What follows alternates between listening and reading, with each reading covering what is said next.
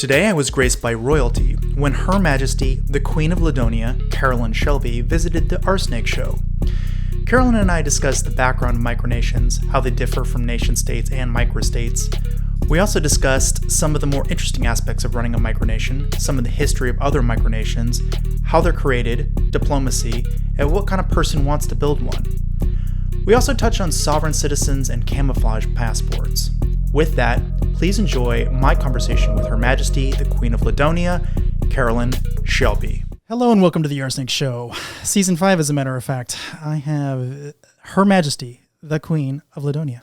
Yes. Hi. Hi, how are you? I'm fine. How are you? I am great. Welcome to Season 5. Thank you. Couple of quick things. We have some new decor here, and Chris was very pleased to point out he has a Leonardo DiCaprio's hat from The Aviator presented on stage with us today. I feel too old to be in its presence. Yes, and welcome. A nice Dr. Pepper shirt. Thank you. I'm the most Texas thing I own. Yes, well, it definitely fits. It's perfect. So before we get started, how do I go about addressing a queen properly? What's the actual etiquette for that? So the etiquette would be, it's Your Majesty upon first greeting, and then ma'am. Ma'am. After that. Easy. Ma'am is good. Easy. Ma'am like jam. Ma'am like jam. Perfect. Ma'am and jammin'. All right. Well, actually, a follow-on question. How do you go about learning these manners? Is this a finishing school kind of thing, or is this... You'd be surprised what's on the internet. Yeah. Really? Oh, yeah. And prior to the internet, there's books. So you either have to go to the library or you have to consult. What's a library? It's this place that has these paper things. Yeah. Robert, you can look on our shelf and you see those are called books. Oh, I see. This is a library. I see. Okay. Indeed. Actually, I collect old books. Yeah. I don't like when things get sneakily edited. Yeah. So I like to have that. I like to be able to go back and say, no, when I was a kid, this is what this word meant. Look, the dictionary says so. Yes, indeed. Yeah, that's happening more and more. It is. And that's kind of a weird thing that we've decided we're okay with as a society. I can't tell you how many times I've busted out the 1989 Merriam-Webster just to say, no, I'm not on drugs. This is definitely what this word meant when I was in school. Yeah. I'm not making that up. Yeah, agreed. Yeah, I wonder if there's a way I could make my lawyer create something that says no one is allowed to change anything I write ever again postmortem. You're not, I said this is what I said, you can't change it. Yeah. There's just so much of that going on these days. It's got to be something. Yeah. Protect my bad language and foul ideas. The integrity of what you said. Of course. Yeah. All right. So what we are here to talk about is micronations. We are. And first of all, I'm not sure everyone's going to know what that word even means. So would you mind doing a quick explanation of what a micronation is? So the current dictionary definition is a small, self-declared, unrecognized state or country, usually something that mimics or parodies the functions of a quote-unquote real state. And that's probably the best definition you need. It's people that get together, or people that by themselves in their mom's basement decide that, they're their own country. Mm-hmm. They declare themselves as such. A lot of them cite the Montevideo Convention that the United States is a party to, but not the rest of the world necessarily is. That convention, I think it was in the 30s. I should know this off the top of my head. Basically, it goes through this list of the requirements to be a recognized state, and you don't need the recognition or the acknowledgement of other governments to meet those requirements. So naturally, everyone wants to glom onto that. Mm-hmm. But the requirements were a permanent population, a government capable of maintaining and performing bilateral relations, and there were, I think, 3 other requirements. But yeah, so basically it's a teeny tiny country that nobody else agrees exists. That sounds horrible. That definition might come back to haunt you, but... It's definitely going to come back to haunt me. But, well, how are they born in general? How does someone start a micronation? Well, technically to start a micronation, you stand up and say, I declare myself sovereign, and boom, you're a micronation. There are some micronations that are a little bit more, real than others in terms of they've got more people that are participating. They've got maybe defendable land. They've got permanent populations. Some have varying degrees of functionality where they might be getting some level of recognition from macronations, is what micronationalists call real countries. So you've got your micronations, then you've got your macronation. Sure. So yeah, there's varying levels. It's everything from, so like Ladonia has, we've got recorded about 28,000 registered citizens, though none of them live in our borders where we consider them nomadic citizens. Sealand has, I don't know how many citizens they have. They have the advantage of having defensible borders and, land that isn't really land. They've got an old abandoned Air Force platform in the sea, but it's defensible and it's defined borders. So they've got that.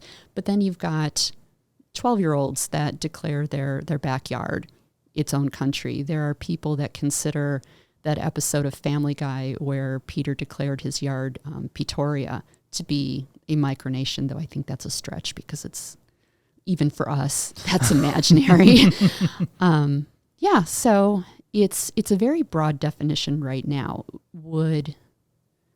It would be nice if it were a little bit more, if it were more narrow, but that's kind of where we're at right now. Mm-hmm. So can you tell us a little bit about how Ladonia came to be? What was the sort of backstory there? Okay, so it's not like I haven't told this story a million times, right? So there's an artist in Sweden who was swimming in the sea one day, as I guess Swedes are wont to do, and he ran into a little bit of trouble while he was out there, pulled himself ashore, and when he came ashore, he was inspired to start commemorating his survival by building something, because that's what you do. And what he had handy was driftwood. So he spent the next 2 years building this driftwood sculpture that grew to be about 75 tons of driftwood is what it's estimated at. It's this huge labyrinth on the side of a mountain. And after about 2 years, the fishermen knew it was there, but the local council that kind of monitors and supervises the forest, it's essentially a forest preserve type of deal, got very bent out of shape, and they took him to court. They charged him with they can't charge you with criminal trespass because there's something about I don't know the exact name of it, but there's some concept in Swedish law that basically says that you can't prevent someone from walking through your land. So like in America, if I walk onto some farmer's field, he can shoot me. Sure. It's definitely not like that in Sweden. So they couldn't charge him with criminal trespass, but they did charge him with obstructing the public way, which is on its face ridiculous because it's on the side of a mountain where no one goes, and building an illegal house. Which he did not live in. No one can live in it. If you look at it, you can't live in it. It's clearly not a house. Maybe that's our point. You can't live in that. I don't know what their point was, but instead of backing down and tearing it down, because that's what they wanted him to tear it down. He's like, no, why don't you take me to court? This will be fun. Because he kind of looked at the whole court process as being part of the art. Mm-hmm. He was a professor of art history, art theory. So all of this is like performance art to him. The court cases dragged on for 10 years. And they fought it all the way up to the equivalent of the Supreme Court, right? And what it ultimately came down to was that the council didn't handle it correctly. He was acquitted of the criminal charge of obstructing the public way. They found him guilty of building an illegal house, and he was fined, I think it was the equivalent of $1,000 US, which kind of seems like a slap on the wrist. Yeah, sure. Except for all the time and hassle involved, yeah. But he thought it was funny. Sure. So he was all for it. He's like, this is great. So what happened was he just decided that basically he had achieved permanent occupation of that land. And the authorities insisted that he tear the structure down. It's still standing. It's been 40 years. It's still standing. And he said, possession is 9/10 of the law. This is my land now. You can't enforce your laws on this. I occupy this permanently. This is my land. So he and 13 others that formed the initial cabinet of ministers got together and declared a sovereign country around this sculpture because that's the land they occupied. That's how Ladonia was born. So what started in 1980, they finally achieved what they considered permanent occupation in 1996. Mm-hmm. And then on June 2nd, they formally declared independence from Sweden. They sent a nice little letter to the king, and which I'm sure was binned immediately. And they had a little celebration, and it was a thing. And the local newspapers thought it was cute, and that's how it started. That is interesting. So how did that go? How did that get, everyone's like, okay, everyone's just shrug and say, I guess you're allowed to have a country here? No, I think it was more or less, my assumption is that the authorities were like, whatever. And if we ignore him, he'll get bored and it'll stop, right? But it didn't. People started coming out of the woodwork, local people generally, because this was before it went on the internet. And they wanted to be citizens. They wanted to show support. They signed up to be citizens, and everybody, started getting together. Lars, our founder, made himself the interim chancellor in the beginning. Once there were 1,000 registered citizens, there was a vote to create and ratify the Constitution, decide on a system of government. And once a system of government was decided on, there was an election to elect the first queen and the first president. So, in the span of less than a year, so it's about 6 months from declaration to the election, there were 1,000 people that signed up.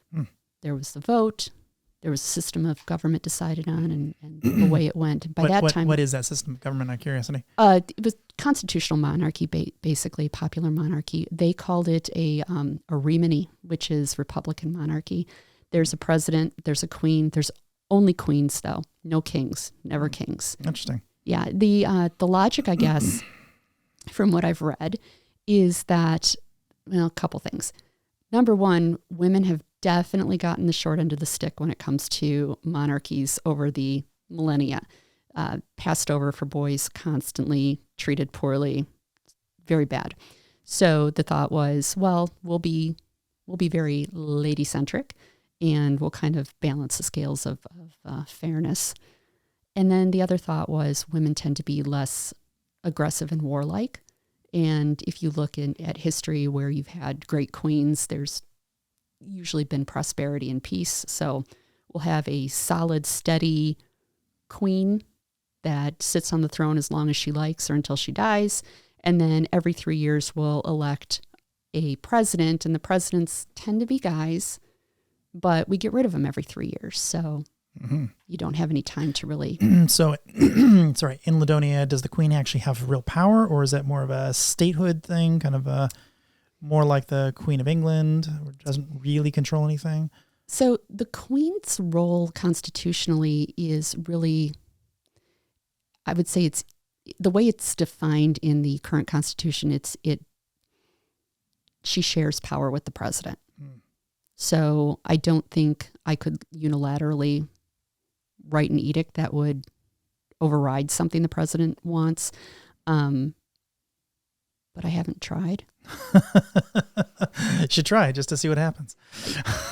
Every time, so I participate in the cabinet, and I vote just like everyone else does, but I've noticed that when I express an interest in something, or I, give something a sideways glance, people tend to fall in line with what I want.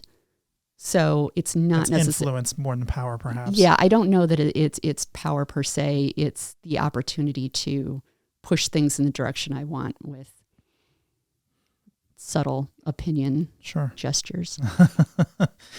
So what do you think the romance is of this whole thing? Like, what do you think brings people like yourself and others to want to be involved in Micronations? So I came to it because at the time I was running an internet service provider, and I had a lot of time on my hands and an internet connection. And this was, 90, 95, 96. Well, no. So this must have been 96, 97. I discovered it. Our company was in an issue of Wired, and I found, I think it might have been the Sealand issue, but I started researching Sealand, and that's kind of how I fell down the Micronation hole. And then I found Ladonia, and they said, oh, hey, we're looking for people to help us develop our government and create our government. And I was in political science at school. So I said, oh, hey, this sounds like fun. I'm going to apply to be a citizen.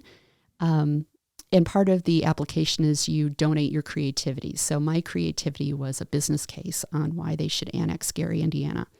And that would be a great place to, make Ladonia West. And it would be wonderful. So it's like a 20-page business case. And they wrote back and they said, we loved your application. We're going to grant you citizenship. And would you like to be a cabinet minister? Naturally, I said, why, yes, I would. That would be fun. So that's how I got into it in the beginning. I think some people are interested in the building aspect of it. I think a lot of people, though, if you think about it, we're all really kind of owned by the systems of government that we're born into. Very few of us have the opportunity to move freely around and find one that we like better. I mean, there's people that have escaped communism, but it's really hard to leave the United States. They don't let you relinquish or renounce your citizenship very easily. All of us have to pay taxes to the government until we die, basically. And I think there's this attraction to having chosen something versus being born into it and stuck. So I think a lot of the people that are joining, we're all about free speech. We're all about free expression, free art. These are the ideals that we support. And I think people, they're looking for a community of like-minded souls that they can feel like, we all share that goal. And I don't know that everyone is getting that feeling from the governments that they're, born into. I mean, it kind of makes sense. Everyone has got that kind of pipe dream. I'm going to take my $1 million and buy a little place somewhere off in the sea and, run it however I want. And, that's right. So I think that there is some sort of Western ideal, manifest destiny or something. I'm going to go take something over and make it mine and turn my dreams into reality. And I don't even know if it's so much that as people don't like being told what to do, and they don't like being forced to participate in something that they don't like. And I think there's a sense of forced participation now where, the government makes a rule and you have to do it because you're going to go to jail if you don't. Paying taxes for something that you don't like. I don't have any kids. Why do I have to pay for public schools? There's all kinds of similar examples to that. And I think there's a desire it makes them feel better to feel like they're supporting something that is reflective of their goals and their personality and the way they want their life to be, rather than, oh man, I got to go to work because now I got to pay my taxes. And, look what the government's spending on. They're not even filling the potholes. Everybody's disillusioned with their local governments. And would you say that most people who join Micronations have an honest belief that they can fill the potholes, that they can make a better society? I think everybody naturally thinks that they can do it better than the government, than the current government's doing it. And there's a growing belief, I think, that trying to change the existing government is pointless. I hear that a lot. It's like, well, I guess I could run for, city council or something, but why? It's expensive. It's a pain. I'm going to be the only one there voting this way. Nothing's going to change. It's a lot of effort for nothing. So why should I try? And, they kind of have a point. Yeah, I don't have an argument for that. So what is the point?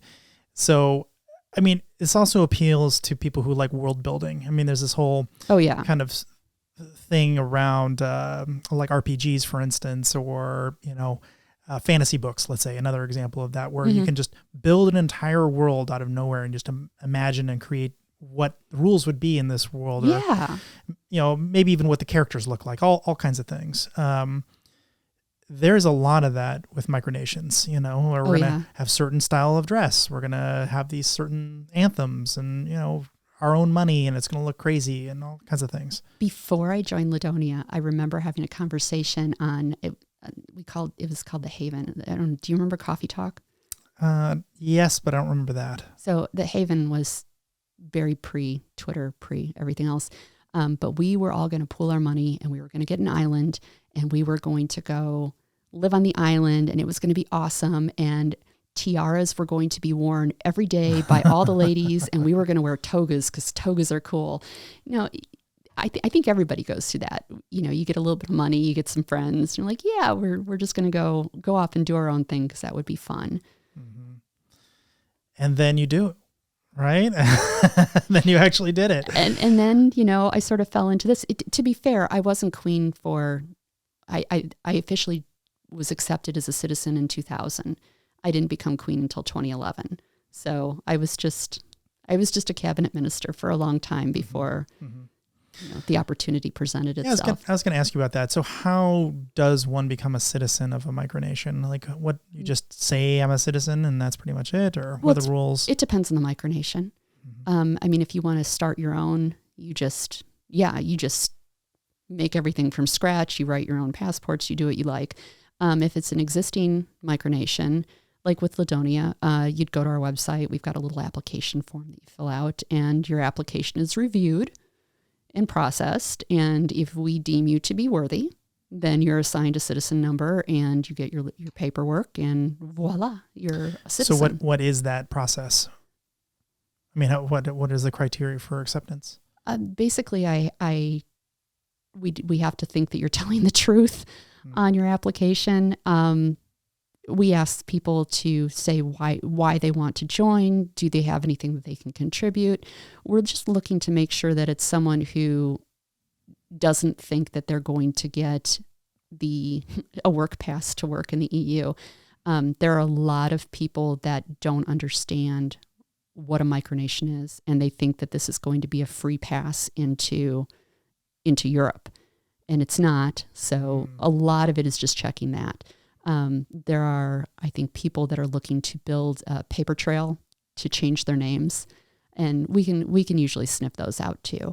So generally, we're just looking to make sure that you're sincere and that you are who you say you are. So I noticed. So your husband is not the king for obvious reasons. He can't be. There's no such thing as a king. That's right. But first of all, what's his title? I don't think I know off the top of my head. I declared that he would be a prince. Oh, he's a prince. Okay. Yes. All well, right. the queen can't be married to a peasant. That's true.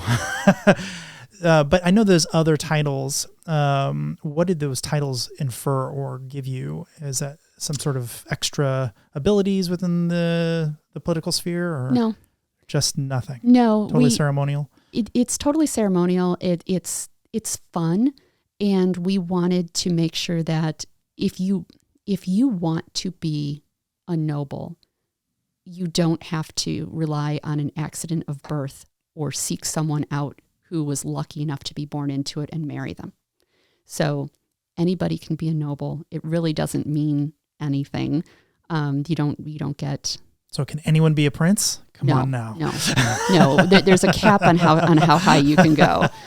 We actually took the dukes and duchesses out of the you can just sign up for it kind of thing, because naturally everyone wants that, and that is now solely within my gift to decide. So it requires a vast amount of butt kissing. Nice. Good to know. So back to the, like, what does it take to become a citizen? Do you have to renounce your citizenship to become a Ladonian citizen? No. Or so you can be a dual citizen Absolutely. of any nation? There's no nation on the planet that's going to allow you to renounce your citizenship to be a citizen of a micronation, because there are rules against allowing people to become stateless. And as the micronations are not recognized as legitimate states, if you renounced your U.S. citizenship, you can't just disappear into the ether. That would be statelessness, and they're not allowed to. I mean, that's like international law. Interesting. So what happens if... So I know at least there are some forms in the United States. Have you ever renounced your citizenship? And people have to say yes, but if they have to say no, because in this context, I guess they couldn't have, even though their intention is to have. I mean, how does that work? So if I were to say, I no longer want to be a U.S. citizen, well, there's a process you have to go through to do that. You know that, right? I did not know that. So it costs like $6,000. And that's not a guarantee that they're going to approve your application to renounce your citizenship, because it doesn't matter where you live in the world, you owe them money every year on your taxes. Until you renounce? Or? No, until you're dead, because they're not going to let you renounce. Like, it's not a thing. They don't want to let you go, and you make too much money for them to let you go. I'm sure if you made zero money and you're like, hey, I want to go be a French citizen, they'd be like, give us our $6,000 and have a nice life. Mm-hmm. But if you're worth some money to them, I have a strong suspicion they will be like, yeah, no. I mean, not that I actually want to renounce my citizenship. For the record, I do not want to. No. It's definitely for the audience's sake. But I am very curious what would happen if I tried. You know, it's one of those things. I think they'd take your money for the application and they'd be like, yeah, no. And that would be the end of it. I know that there are expatriation fees. Like, if you try to take your money, there's fines and fees that you have to pay to move your money out of one state to another. I'm pretty sure New Jersey has it, where if you try to move to, let's say you want to move to Florida and you want to transfer your bank accounts, they take 10% of your money. My daughter lives in Canada. If she ever wanted to move back to the U.S., she would lose like 50% of everything she has. And now she's like, I have stuff now. I don't want to lose half my stuff. Like, well, I guess you're stuck in Canada. Wow, that's crazy. So, kind of reminds me of a conversation I had with one of the most interesting people I've ever met. He was a doctor and a lawyer, and apparently he'd made a lot of money, like I think $100 million on a single case. Got 10% of $1 billion case that he won, and he fled to Canada, and of course they were after him. They definitely wanted a huge chunk of that $100 million. In taxes. And so years went by and they kept sending more and more people trying to get him. And he's like, well, home is where your heart is. And he had all these, he's a lawyer, so he knew how to work the system. And eventually just years and years and years went by. And I guess the IRS agent who was involved, the head of that particular case, finally sent him a letter saying, look, I'm retiring. Congratulations, you won, kind of thing. And so he actually managed to make it out. Well, I understand that it is possible to just sort of leave and stop paying into the system, but you're doing so with the understanding that you can't ever come back. And the funny thing is, I met this guy on a flight to Vegas. I feel like he's a special case. He's a special person. Yes. Not everyone can do that. Yes, of course. Still very interesting. So there are Micronation conferences as well. Yeah. So why don't you tell us a little bit about those? There's a lot of them, actually. So the first one I ever attended was called Polynation, which is sort of a political nation conglomerate. The Emperor of Atlantium, which is in Australia, organized it. I went to the second version that he hosted. The first one was in Sydney, and then the second one was 2 years later in London. So this was shortly after I became queen. It was my first big conference as representing the country. It was a lot of fun. There were 15 or 16 micronations represented Everybody got to talk. It was in Chelsea Old Town Hall, which was kind of cool. Got a lot of pictures taken. There were professional photographers there that ended up using the portraits in a book. It was super cool.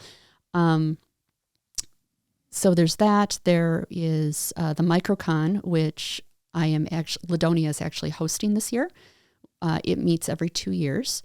The last one, though, was last year because of COVID. The 2021 got pushed to 2022, so we're getting back on track this year. But we're hosting it it's July 1st in Chicago. It's actually in the suburbs. It's in Joliet. But we say Chicago. And then a month later, we're going to have the first Microcon ever in Europe. So that's going to be in Ypres, Belgium. And I'm probably not saying that right, and I sincerely apologize to anyone I may have offended with my atrocious pronunciation. I blame my... I have a feeling that's going to happen a couple of times in this episode. I blame my Americanism. So we're hosting two, basically. We've got the one in the U.S., and then we've got the second one in Europe. And all the Micronations are invited to attend. They send delegations. The one in the U.S., after the full day of conferences, we have a white tie gala, which is super fun because everyone gets to wear their finery. How often do you get to go to a white tie event? Extremely rarely. Right. So, it's white tie and tiaras. It's a good time. We get a DJ. That sounds awesome. Fun pictures. So what exactly happens at a Micronation conference? Like, what do you discuss? So a lot of it is introducing other people to your nation, but then there are kind of practical lectures. I gave a presentation last year on securing your legacy. So it was making sure that you have control and possession of your bank accounts and your intellectual property and your internet accounts, and everything is lined up, that you have a will and you have a succession plan, that you have a disaster recovery plan, anything that you might need for continuity, so that you don't run into a situation where, in our case, our founder passed away, and then there's a fight over the bank accounts, and there's a fight over, or some disinterested relative thinks they've inherited everything and they've got the keys to the bank account and now you don't.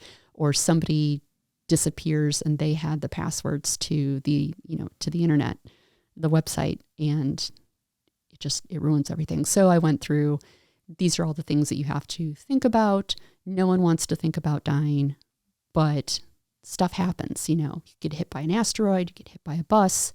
There's things that will happen. And if you want this to continue beyond you need to treat this like a business, and you need to make sure that you have plans. So that's what my talk was about. Some of the other talks are about kind of the psychology of the people that get involved with Micronations. Some of them are a little bit more theoretical and academic. We've had a couple students who are writing doing like their master's project on Micronations, so they'll talk about what their thesis is, and basically present that to us. We had people talk about how to develop your soft power and cultural diplomacy. I would have to imagine politics plays a pretty big part in, like, how do you get legitimacy in the world? Like, literally, that's got to be. A, no one knows how. B, no one's done it yet is the problem. There are people that definitely believe that they know the magic sauce, but they've yet to prove it. And there are people you get people that want to come in, with their crypto plans and make my currency, my coin, that your national currency, and I'll make you rich. You get those things too. So it's, I would love to know what the magic sauce is for legitimacy.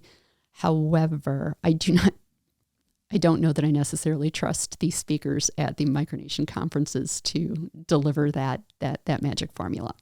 Well, so if that's the case, are you just kind of holding on hope that someone will figure it out, or what's your sort of battle plan in that case? I hope I figure it out, to be honest.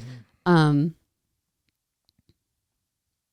think there are a lot of Micronations that don't care to try to become legitimate. My my thing with this whole thing is the more I dig into it and the more I look at how politics works and how borders work, it all seems very arbitrary. It sure is. Well, there are people that want a borderless society, right? Mm-hmm. Why do we have borders? What purpose do the borders serve? Well, you have to defend them to take care of the people that you have living in your borders. Well, what if those people don't want to live there? Well, they have to because, they pay taxes. What if they don't want to pay taxes? Like any reason that is provided, I can say, well, what if they don't want to? Or, well, why? Why is it your responsibility to do this? What value are you providing other than taking 40% of their money every year? Potholes. No, I totally get you. Well, if that's the case, I mean, do you have any ideas on what might work? I mean, is there anything that you're like, wow, this might pan out? I might be able to leverage this? Well, I think there's the whole, is nationhood defined by a common cultural, a shared cultural experience and a desire to be for that shared experience, or is nationhood defined by the borders of the land that you live in? So there's that question. And a lot of people define nationhood as a shared cultural experience and his shared history. And that's the reason that is used for, that's why this land is ours, and that's why we get to be a state. That's certainly how states started anyway. Well, the original states, back when there was like two states, but this state and that state were different because the people were different. But what's the original states and what happened to those, and then why have they changed? And I mean, the borders shift all the time. I think in the U.S. particularly, I think we have this idea that every country that's there has always been there, and nothing ever changes because these are our borders and this is always the way it's been. But that's not actually the way it's been. Yeah. So we were started in 1776. I'm reading that book about Belgium right now. Belgium as a kingdom wasn't really an independent kingdom until like 1830. And they didn't decide what their form of government was going to be until 1831. 1831 is really not that long ago in the grand scheme of things. And there's lots of other countries that have kind of popped up and gone away and come back far more recently than that. So the idea that things can't change isn't accurate. There's got to be a way. There's got to be a way to crack into it. It's the UN itself is like, well, you need to be recognized by the UN. It's kind of an old boys network. Well, international law has to allow it. The international law doesn't allow this. The Russian invasion of Ukraine, it's an illegal invasion. Please enlighten me. When is there a legal invasion? Like, does that exist? No. So why are we calling it an illegal invasion? It's international law is weird. You have to participate in it to give it validity. And if you don't want to give it validity, who's to force you to acknowledge it? The UN recognition thing, the UN is set up to defend the status quo. So if you're a member of it, you're sure as shit not going to want to invite somebody else in unless you have a really compelling reason to invite them in. And everybody else has to agree with you. So it's all kind of like a circle the wagons. We're gonna protect our own stuff. It's just it's hard to break into it. So out of curiosity, have you ever thought about creating a more inclusive UN? So it's all of the existing countries plus the micronations? I would. Okay. So no. Usually the micronation UN falls flat because it's very difficult to, there's very few micronations that are established enough to participate. But I don't think we've ever thought to invite the real countries to it. I like people coming to my parties instead of the other way around, right? Yeah, that would be interesting. I'm just curious because at that point, now you're all having the same conversations at the same time. You may not still have the same status you're looking for, but that seems like a doorway to having those conversations with the right people. Well, so I know Flandrensis, which is in, obviously, Flanders, and they're in the Netherlands, or no, he lives in Belgium. Anyway, Flandrensis became a member of one of the UN committees. So they have observer status with the UN. And most of us think that that's probably our sideways entry into that realm. But no, we haven't invited the Micronations to attend our events, normally because they ignore us. Mm-hmm. It would be interesting if we could make a go of it. Somaliland actually tends to acknowledge Micronations that write to them. But then when it's brought out in the media that they sent a letter of acknowledgement to a Micronation, they walk it back. Mm-hmm. So there are places that you can go, but not all of the Micronations will acknowledge your presence. Sure. So which country, you said at one point in our conversations before that certain countries, certain Micronations are treating this much more seriously than others, and you kind of imply that today as well. Do you have any sort of favorites that are doing extremely well that you think kind of are leading the pack? And Flandrensis is definitely... I'm not familiar with that one.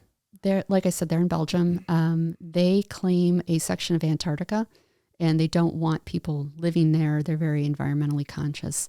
I don't know, you'd have to look it up. Mm-hmm.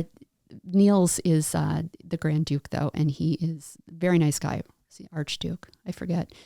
But yeah, he set it up as a not-for-profit organization or a club, I think, in Belgium. So he's got recognition as an entity, not necessarily as a nation.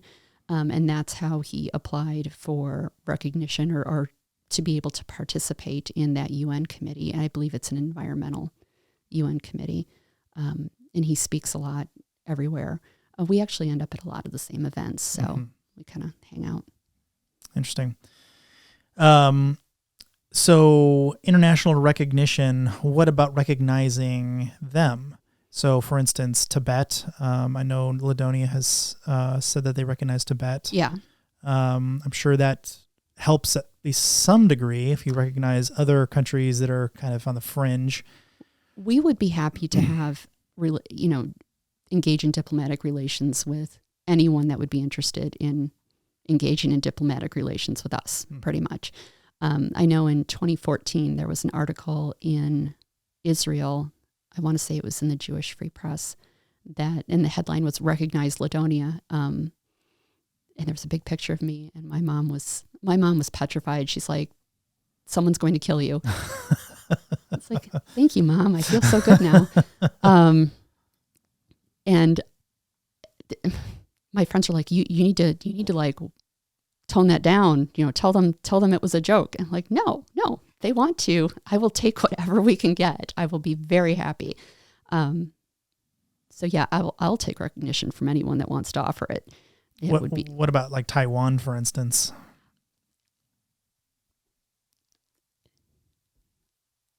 I don't think China would bomb us. That there's this fine line between I want to be supportive of everyone, especially the underdogs, and I also don't want to get droned. So, well, it seems that if you're already supporting Tibet, it seems like not a particularly long way to go to support Taiwan, right? It's not a long way to go at all, but I think one will get us in more trouble than the other. But we do. Please don't drone us. You heard it here, folks. The Queen supports him. I'm sorry. Could you repeat that again? But the please don't drone us part. Okay, so back to your borders comment for a second. So one of the major things I think the borders are for is to ideally put a place in the sand that says if you cross this line, there's going to be a war. Unless we allow you to cross this line, right? And so have you thought about border security for Ladonia? Have you thought about enforcing your borders? Enforcing our borders would be very difficult for a number of reasons. No one lives there. It's inhospitable. It would be difficult to live there. And it's not... You have an illegal house there. Why don't you just use that? Have you seen it? No, I'm just. It's a little drafty. I was entirely kidding. Yes, and for those who have not seen this thing, it's just it's all holes. It's 100% holes. 100% holes. There's no electricity. There's no water. And it's in Sweden, so it's very cold. No, actually, Sweden's not that cold. Really on the coastline there? So it's a coastal temperature, which means it's not like Chicago where it'll be 80 degrees during the day. Okay, yeah, nothing's like Chicago. So there's not these violent swings of if it's 45 degrees when you wake up in the morning, it's 45 degrees at noon, and it's 43 degrees when you go to bed. It's not, it never gets hot, but it's never, oh my God, my lungs are going to freeze. Mm-hmm. So it's not like it's... I probably shouldn't have said that to somebody who lives in Chicago, because your idea of cold is a little bit different than the average person's. I have literally gone to Sweden during a time when it was like 30 degrees below zero in Chicago, and I was dressed like an Eskimo. And I got there and I'm like, oh my God, it's hot. I need flip-flops. Like it was, and they're like, it's very cold. I'm like, no, this is hot. Well, I live in Texas, so I'm a little sensitive to these massive cold swings. It's very nice out right now in Texas. Mm-hmm. So it is. Yeah, it's very nice. I thought it was going to be surface of the sun hot, and it's not. So what about Sweden invading, quote unquote? They've done that before.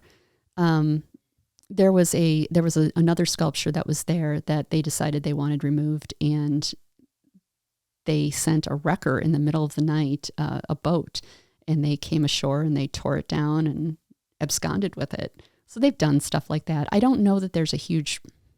I mean, that seems like an act of war. It was, and we declared war on them. Did you? Yeah. Are you still at war? No, I officially ended the very frosty Cold War in 2014, because we had declared war on San Marino for some reason, and on the United States.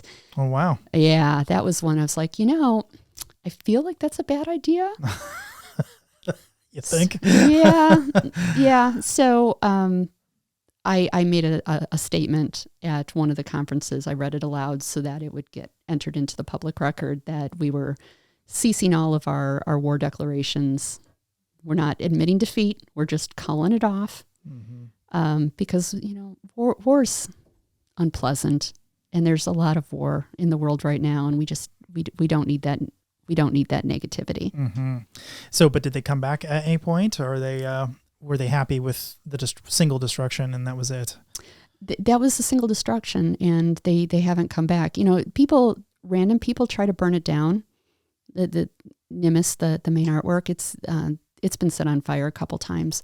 There was a big fire that burned about a quarter of it, but you have to, so the only way you can get to it is either by boat, and that's only if the seas are glass, or you have to walk, and you have to go up the side of a mountain and then down the side of a mountain. And if you want to set that on fire, you have to bring a lot of gas, like a lot of accelerant, because it's wet wood that lives on a beach. It is not inclined to catch. So fortunately, we don't get a lot of people setting it on fire. But it's one of those things where... You have an uncomfortable amount of fires in your nation. Anytime you have a structure made of wood that's sitting out unattended, I guarantee you some tourist is going to try to set it on fire. Mm-hmm. In Sweden, they have these giant, at Christmas time, these giant like goat things that are made out of straw. And every year, some stupid American tourist will set one on fire. Like, oh, I thought it was like Burning Man. It's like, no, it really isn't. And now you're never going to get to come back. Congratulations. So, but there haven't been, it's kind of a tourist attraction now. So the government there, they're a little torn. Some of them want it gone. Some of them don't, but it's a protected area. So you can't just set it on fire, and it would be an effort to tear it down. Like, what are they going to do? How do you get rid of it? So how do you, if you don't enforce your borders, how do you even know where your borders are exactly? They're spray painted on the ground. Oh, you have a spray paint on the ground. Okay. Have you thought about charging people to see the exhibit, or? How would we do that? I don't know. I'm asking you. It would be wonderful, but there's no way to do it.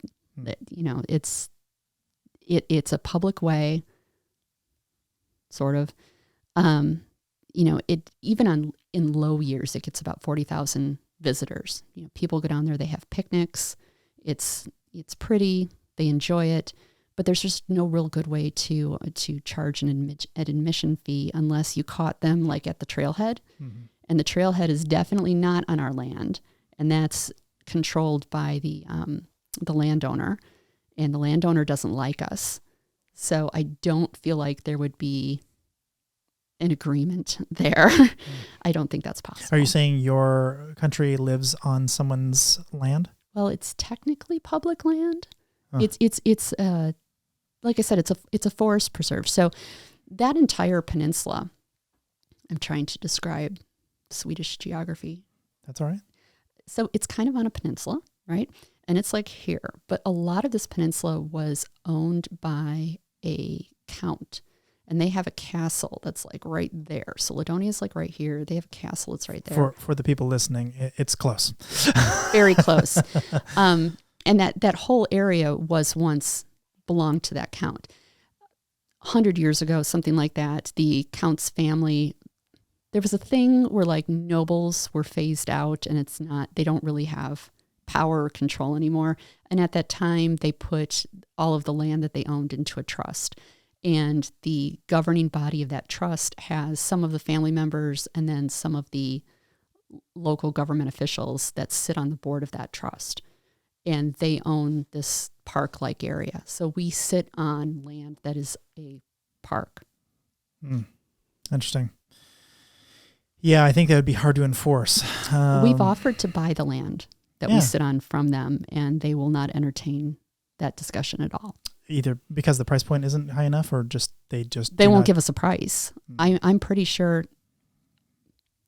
I feel good that if they gave us a price, we could come up with the money. And I think they're refusing to give us a price because they're afraid I'll come up with the money. Some people just don't want to move. They wouldn't have to move. There's nothing there. That's true, actually. It's a square kilometer. It's tiny. Can't build anything there. Like just let us have it. Mm-hmm. All right. Well, maybe we'll get back to that in a minute. But okay. So I wanted to talk about, you mentioned Sealand a couple of times. Mm-hmm. First of all, I think it's worth talking about what that actually is. My understanding, as you said, was it was a Air Force or anti-submarine base, or both, or whatever, some lookout post. It was able to see. Well, it's like a rig. Yeah, it's able to see ships or things in the water or things flying by or whatever as an outpost. They could land aircraft on it. They would land aircraft on it. Yeah, helicopters. Yeah, there's a helipad on the top. It have to be a very, very, very, very maybe like a. Well, this is World War II, so this is before Harriers. No, that was only helicopter. It was tiny. It was tiny, but the idea was they had a 50 cal machine gun on there and a radio, so they could defend it reasonably from any small craft, and they could phone in if any big crafts come by or if they see anything going by of note, which was basically just a military base in the middle of the water. And for those familiar with the region, it's sort of between London. If you draw a line between London and like Dunkirk, for instance, it's the exact halfway point. It's just a little bit north of there. So that's approximately where it is. So in that channel there. But the guys who started it, they had a crazy. The guy who started, I should say, and I think his wife, they had a crazy ride. They had multiple, people try to come aboard and take over the place. There were some Germans that came aboard and held their son and someone else like at gunpoint. Mm-hmm. Like it was a thing. They were actually they were kidnapped at one point. If memory serves. I can't remember the whole details of that story, but the neat thing about it though is when they started it was in international waters, so they had a claim to it. But since then, England extended their international waters. Their own law. They passed their own law to extend their international boundary to encompass it so that they had a claim to it. Right. And the way I remember reading this guy, he more or less said that the major problem is this was illegally built in the first place. But it was wartime, and so no one kind of said, yeah, sure, go ahead and build some but random... But it was abandoned. Right, it was abandoned. Yeah, later it was abandoned. But his point was, initially it wasn't a legal thing. It wasn't like part of the country. So it was just sort of this... Because it was international waters. Because it was international waters. And now abandoned, it falls under this sort of weird... The maritime... Yeah, it's a gray area of the law. And frankly, I actually kind of agree that in that situation, it is a bit finders keepers. You know, in the same way, if you are in the middle of the water and you see a boat that's completely abandoned with no markings on it, that's your boat now for all intents and purposes. Right. Obviously, if there's someone's name on it, it's a little bit different story. But in this case, if it's intentionally abandoned as opposed to accidentally abandoned, that's a different story. But he claimed something called jus gentem, law of nations, and terra nullius, it's nobody's land. Right. Which I thought was an interesting, again, gray area of the law where, you know, it is international waters. It is a permanent structure. It is designed to weather the seas there, which can be quite violent. Why not let him have it, I guess? Right. And there's some interesting case law about this.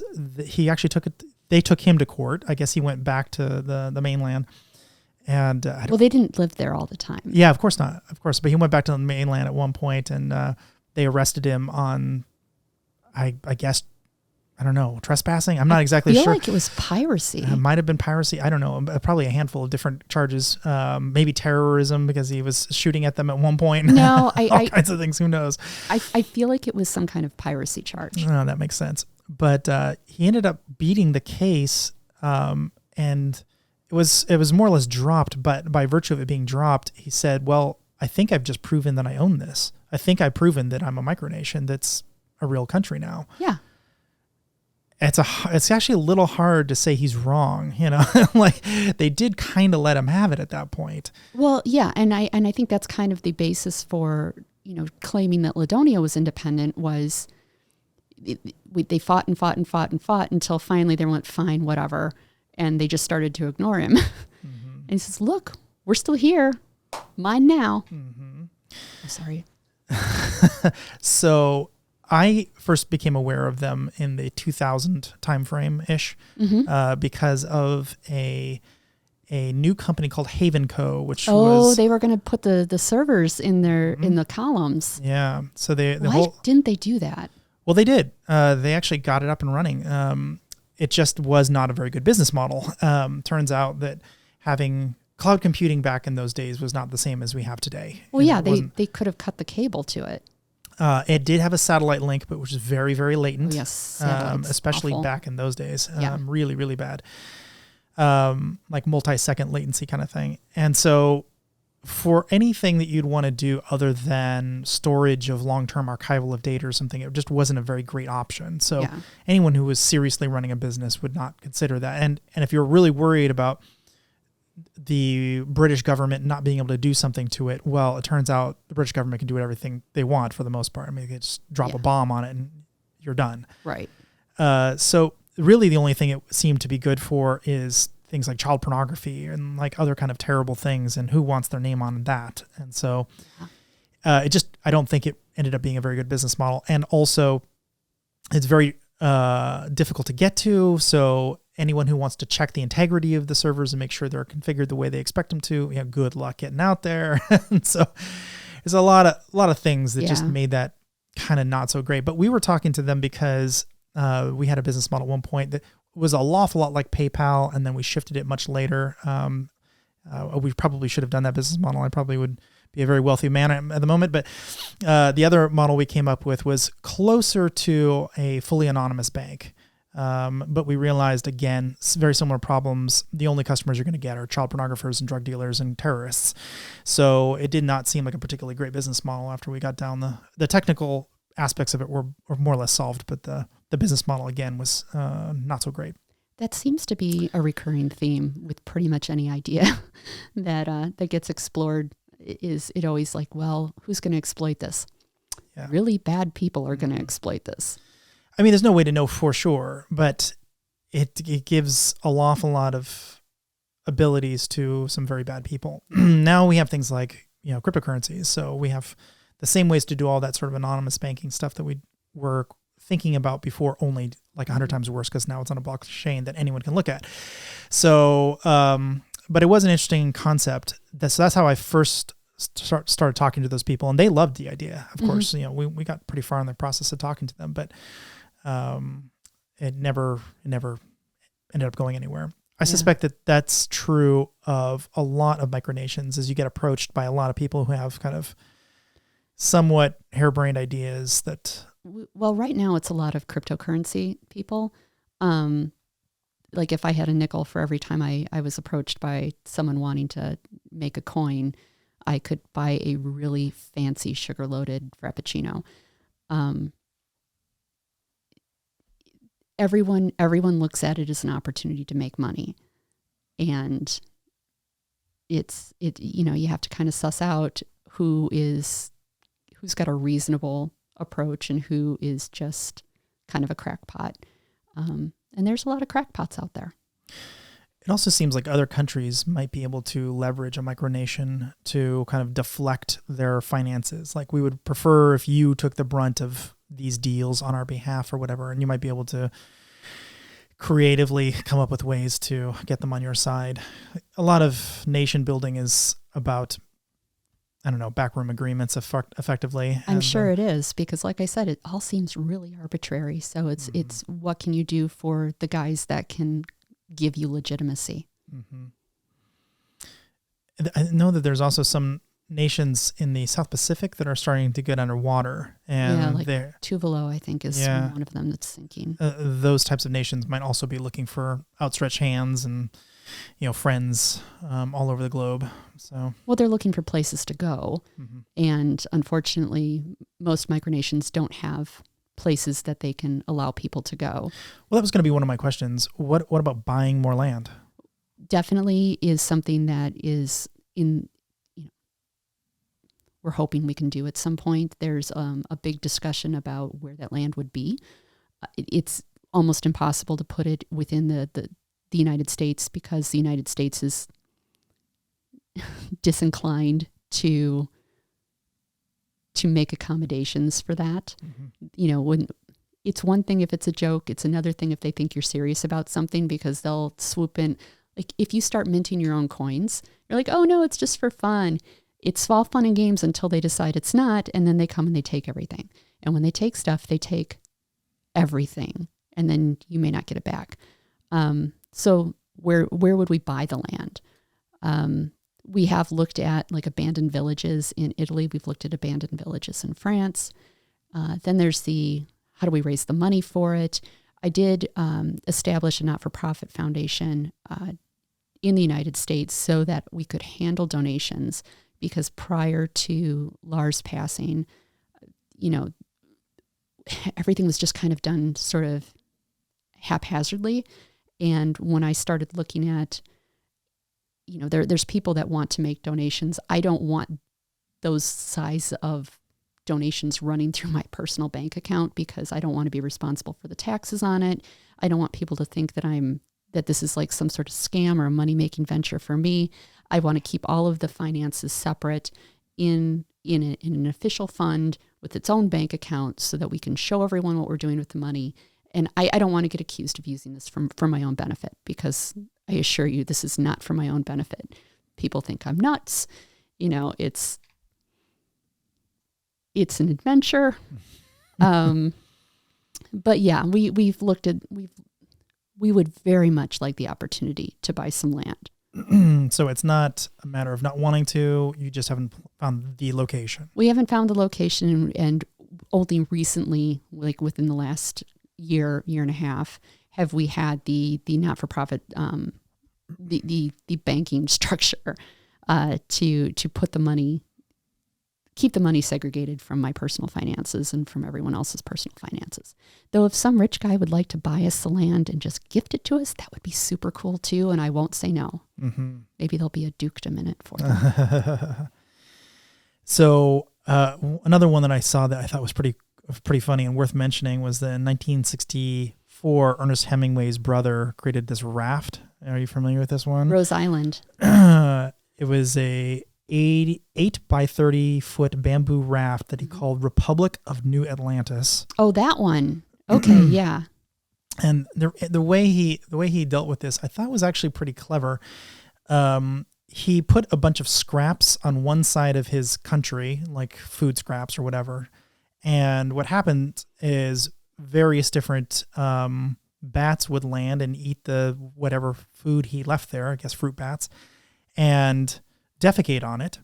And when they did that, they created what is called guano. And there is an act called the 1856 Guano Island Act, which effectively says that if you as an American citizen find a place that has guano on it, an island that has guano on it, you can claim it as part of territorial United States because it's very important for their war efforts. Because it turns out guano is one of the primary ingredients in saltpeter, which is part of how they used to make gunpowder, and saltpeter and sugar effectively. So his thinking was one half of the island is my country and the other half has been gifted to the United States. So now the United States is expected to protect my country, right? I mean, these are the kind of crazy loopholes people have to go through in order to create these. I mean, I suspect this was entirely just for fun and him joking around, but it was the kind of thing, that kind of creative thinking, out of the box thinking that I think can get you part of the way there. I think everything is getting you part of the way there. And it's only the grace of God that, gets you the rest of the way. You have to have somebody bigger willing to, to help you along or to acknowledge you. There's lots of macronations that you might think are UN recognized that aren't. I think Montenegro is still not UN recognized. Kosovo is still not recognized by everyone. Palestine isn't a member of the UN. I think they only recently got observer status. Monaco wasn't a UN member until the early mid-90s. So, you can be a country without UN recognition.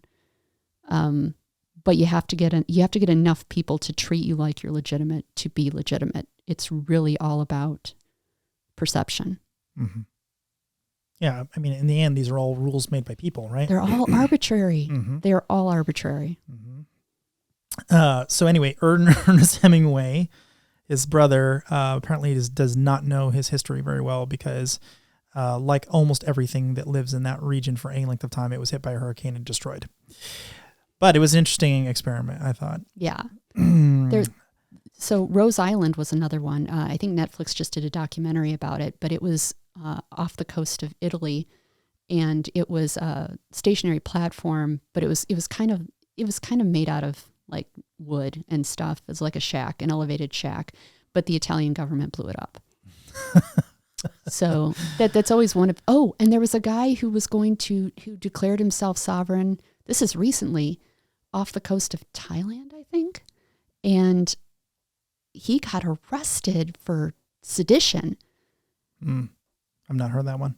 Yeah, it's. There's a lot of micronations. Oh my gosh, yeah. It's hard to keep track of them all. It is.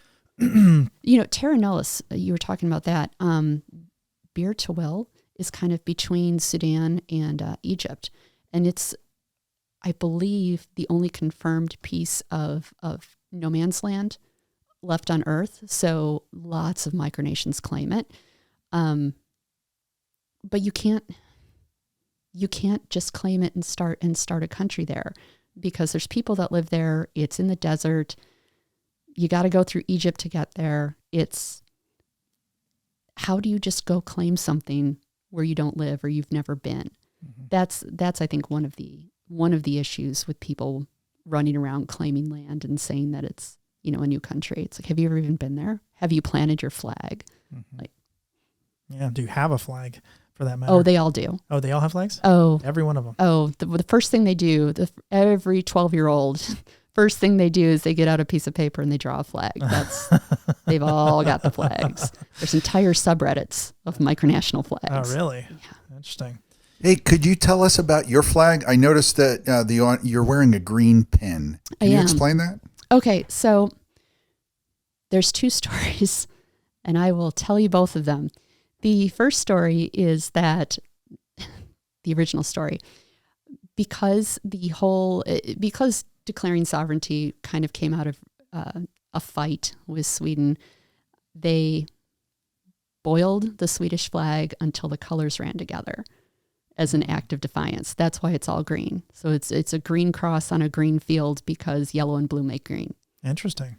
So that's a little aggressive. So now the story is that written history. because we're so environmentally conscious, we didn't want to have to make new flags. So we just repurposed old Swedish flags by boiling them until the colors ran together. Depends on if you're at war with them or not, I guess, right? That you can tell either story. Yeah. I like the first one, I'll be honest. I enjoy being led into the country. So yeah, actually, have you been hassled at all at the airports? Nope. They do not care at all. Wow. I'm a little surprised by that.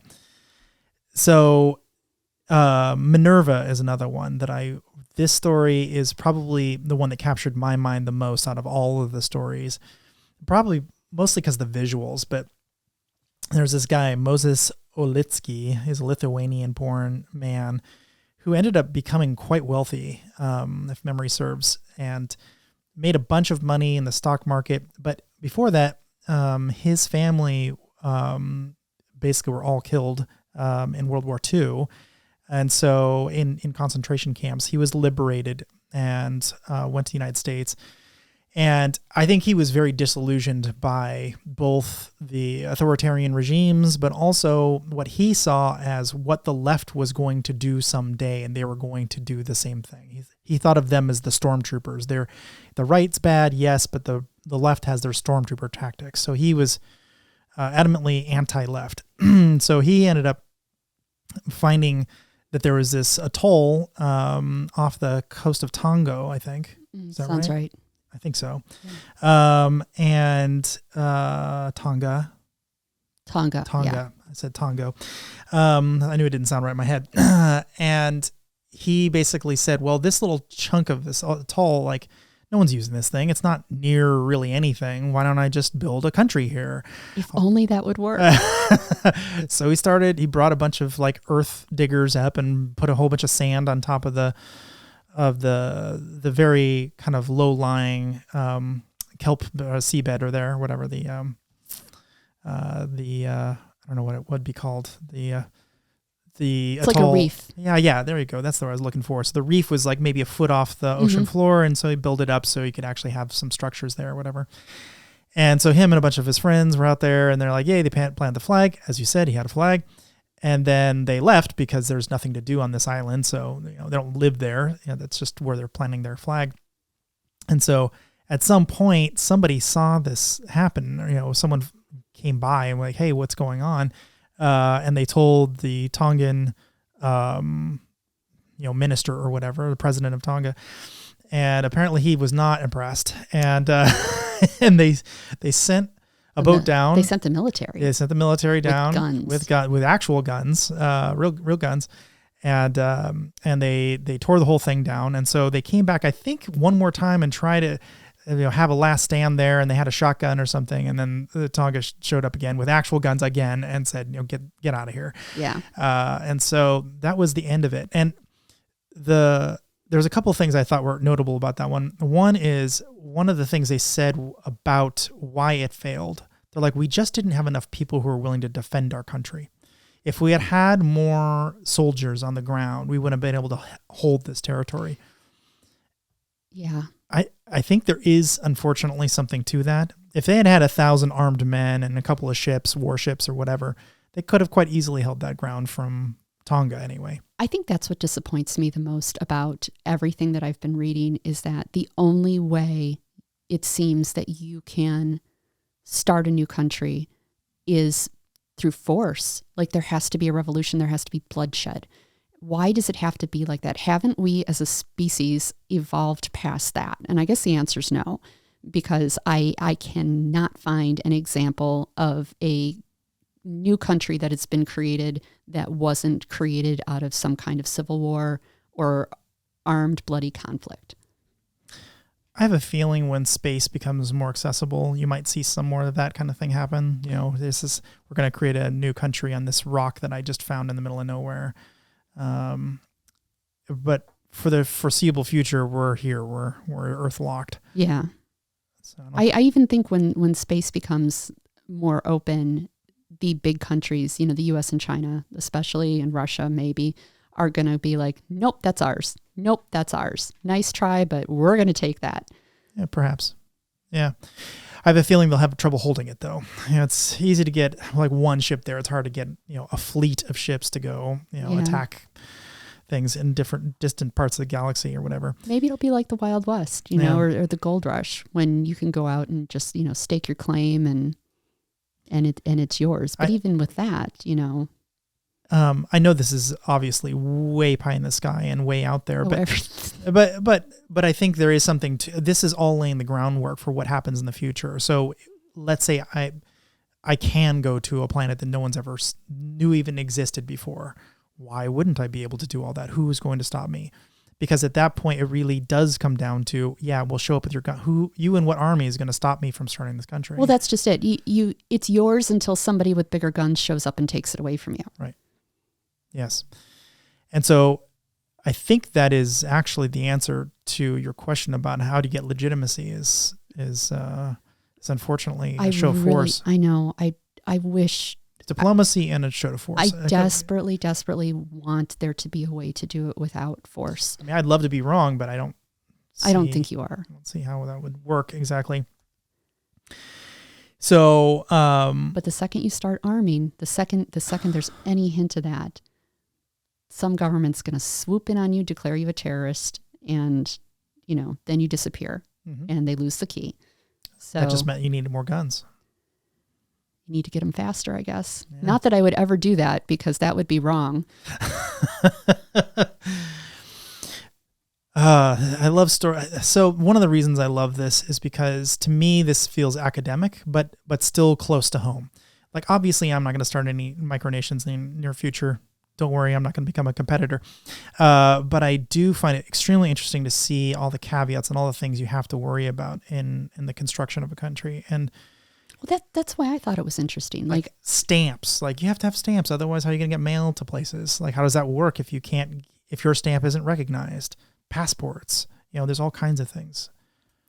The passport thing is interesting. And there's people very much want us to issue passports and issue ID cards and things like that. And I've been very reluctant to do so, because anytime we issue something, we find it counterfeited on like Alibaba. And we don't want anyone. My biggest fear is that someone is going to buy a counterfeit passport and pay thousands of dollars for it from some unscrupulous person, then try to use it at a border and get arrested. A, I would feel really bad. B, they must have been desperate to go to that length. And then C, if some government wants to come after someone, they're going to come after the person they can find. And I'm probably the easiest person to find. Sure. So I don't want to be responsible for it, but also I feel very bad that people would have been duped and taken in. That being said, I did all the research on how you come up with the codes and how you do the designs and what's required to. There's actually companies that make the passports and make the currency and all this other stuff for like the little banana republics. So those are companies you can go to say, hey, my country would like you to make passports for us. And they say, okay. And then they send you a bill. So, I mean, it's all stuff that can be done. The question is, can you do it for a reasonable amount of money without bankrupting yourself? And then what's the point really going to be if nobody recognizes it or acknowledges it? Mm-hmm. Like, I think there's some countries that would be cool with it, but there are some. So there's, have you ever heard of camouflage passports? Yeah. So I think that would be an example of one place that you could. It doesn't work in the United States. Obviously, I'm not allowed to have a camouflage passport in the United States. It's just not legal. But let's say I was in some other country, I don't know, Mexico or something, where it probably is legal. I'm assuming. I have no idea.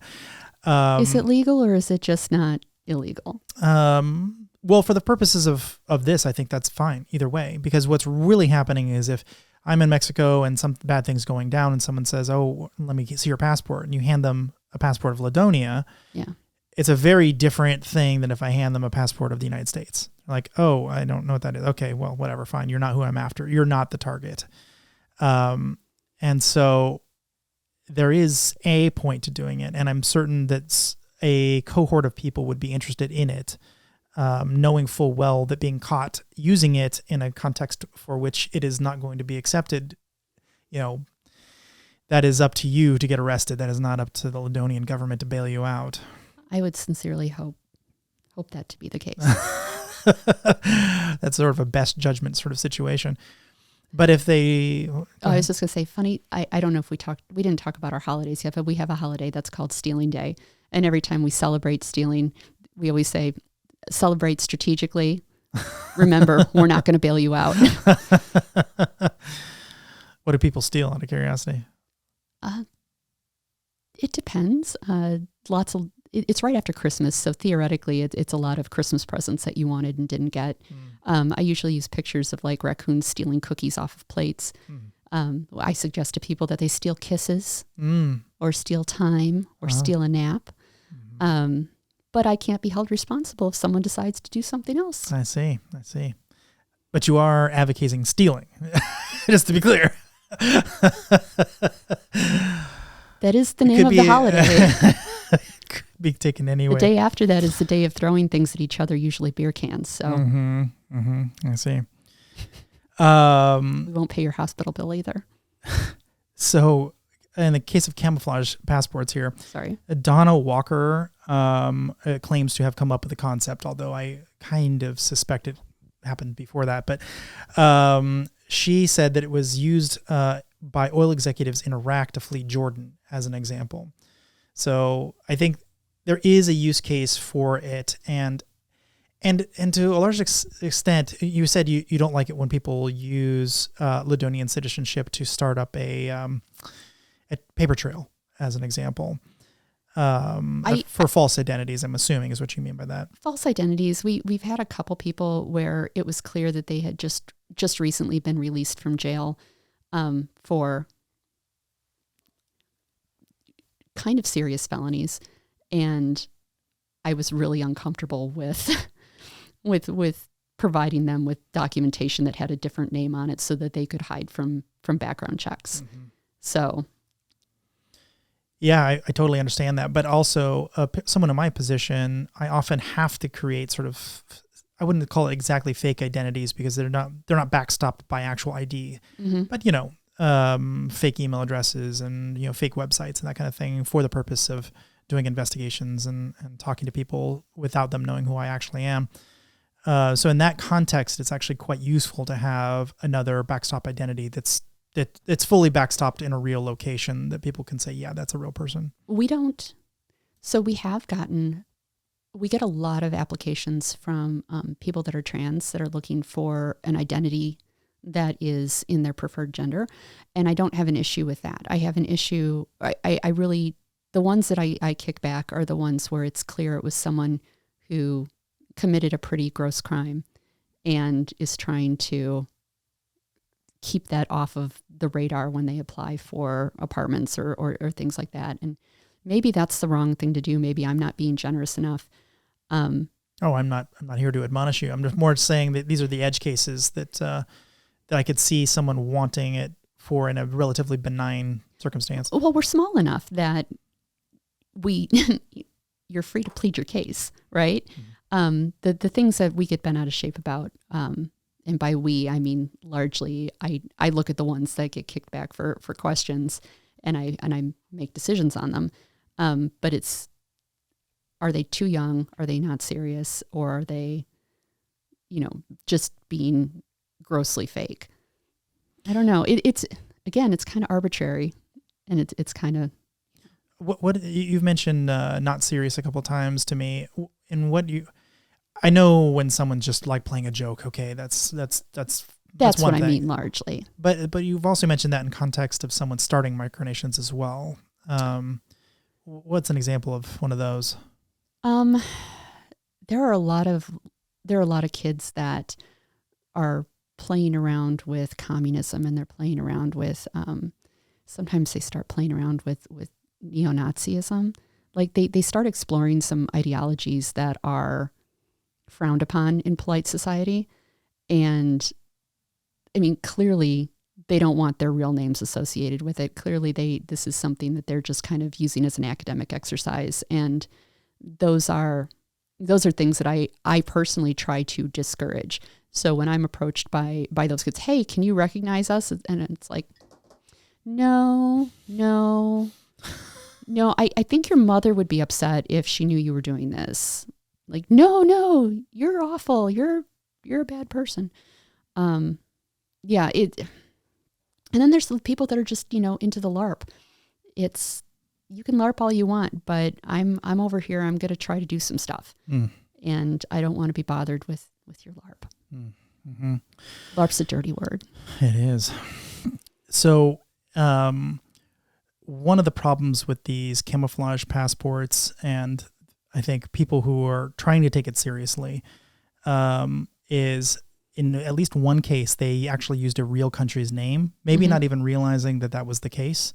Or it was a real country, sort of. It was Rhodesia, which was part of Zimbabwe, or now is Zimbabwe. Although the Rhodesians would say that it is indeed still their land.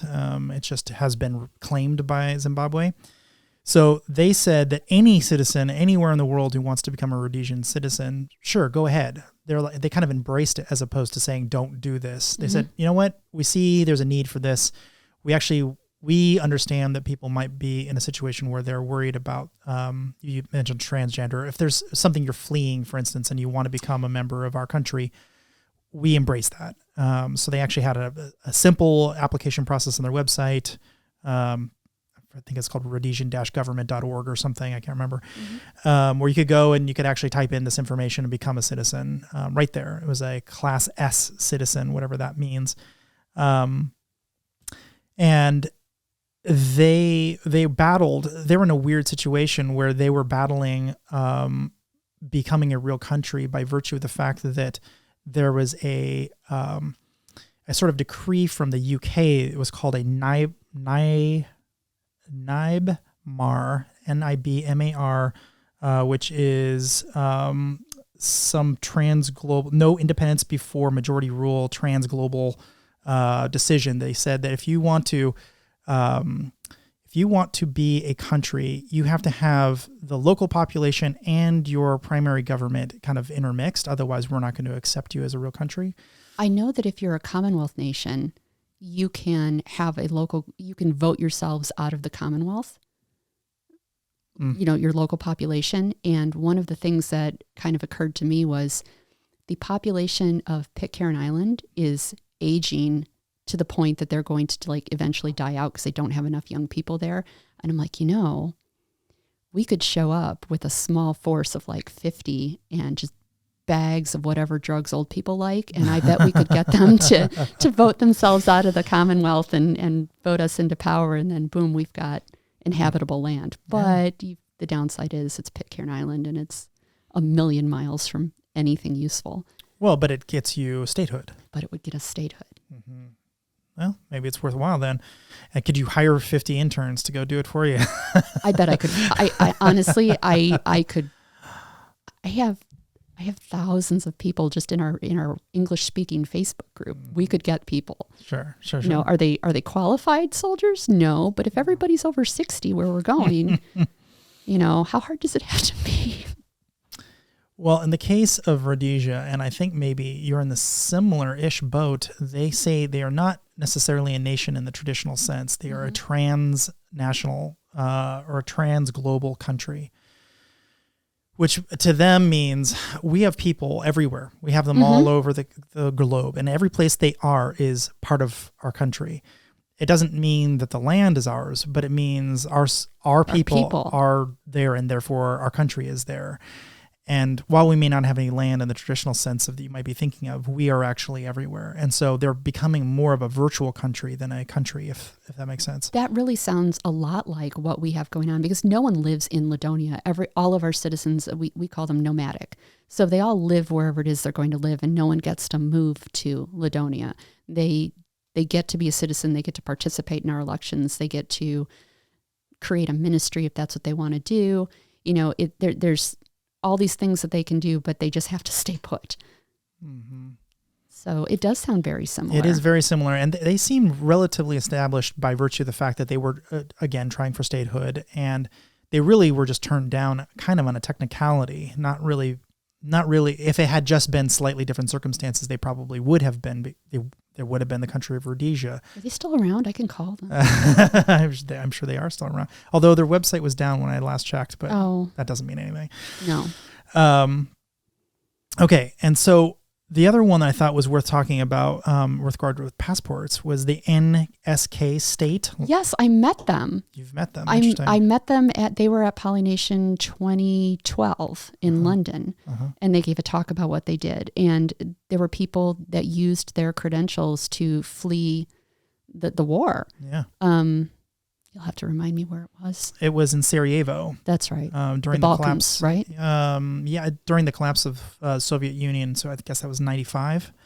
And that was a very interesting case because they were basically an art project. They were basically a music band, a pretty famous band actually. Libach is a pretty well-known band. Plus they were a kind of an art collective, and they just printed these passports as sort of a kind of a half a joke, not like fully joking, but kind of half joking, and gave them out to people at their shows or whatever. People could buy them online. Maybe, I'm not exactly sure, because this was back before things were very popular online, so it must have been mostly in person, I guess. And occasionally they got in the hands of people who actually needed them for some reason, and they used them to flee.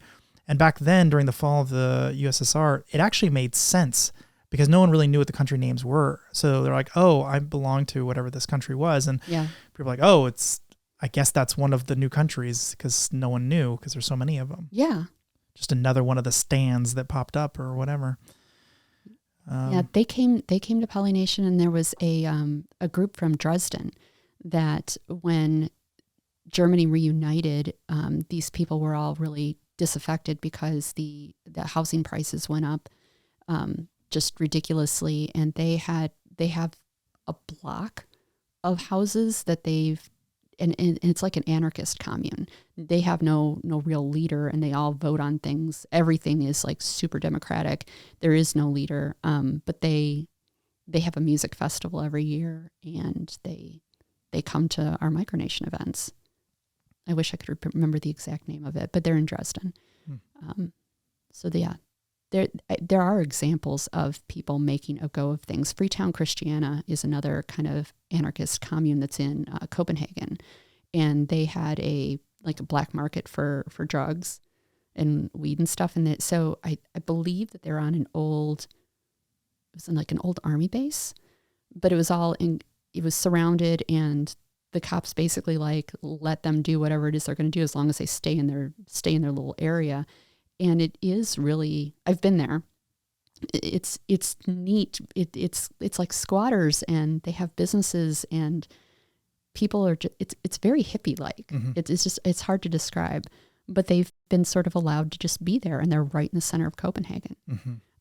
But I know that the last I heard, there were developments that were starting to encroach, and the government's starting to get that real estate's really valuable. Maybe you could go away. So, as is the way, progress. Yeah. Interesting stuff.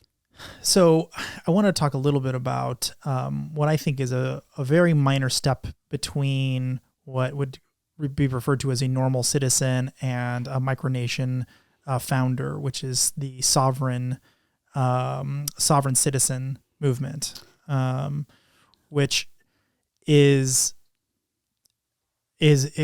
deemed by the FBI to be more of a terrorist group. Which is really interesting. We have a ton of sovereign citizens that have applied for citizenship. And my experience has not been that they're looking to live only by their own laws. Why would you want to become a citizen of somewhere else if you were looking to be like an anarchist or a country unto yourself? Why wouldn't you just declare yourself a country unto yourself, right?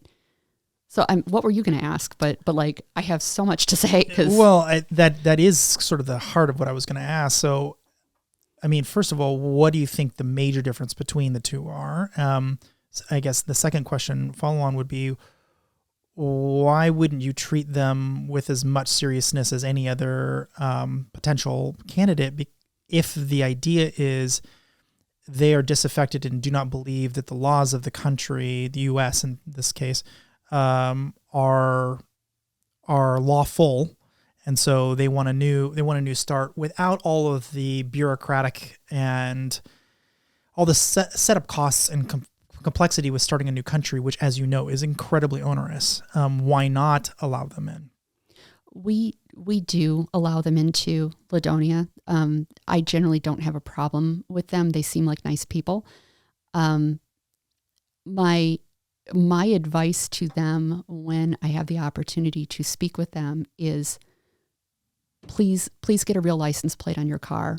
Please pay your taxes. You live in the United States. I understand that you don't think that the laws are lawful. I understand that you disagree with these things, but you live there and you're going to get in trouble.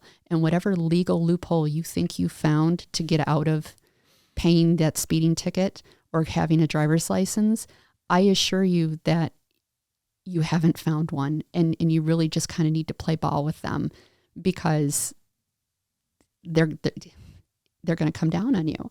If you were a citizen, let's say you're a citizen of Mexico, because I sat through, long story about why I was sitting through court sessions, but I was sitting there and a sovereign citizen came in to defend himself, and he said that the ticket was illegal and he didn't have a driver's license and he didn't need one because of the commercial transportation clause and the such and such federal whatever it is didn't apply because he's guaranteed the right to travel and it was a personal conveyance and all this other stuff. And the judge said, there was another guy who came in who was actually there on, I think, a domestic charge or something, but he was a citizen of Mexico. And the judge is like, this other guy, he's not a citizen of the United States either. He doesn't believe in our laws either, which is fine, but he's still subject to them. And this is a law, and you're still subject. So I don't care if you think you're a sovereign citizen. I don't care if you think you're a citizen of Mars.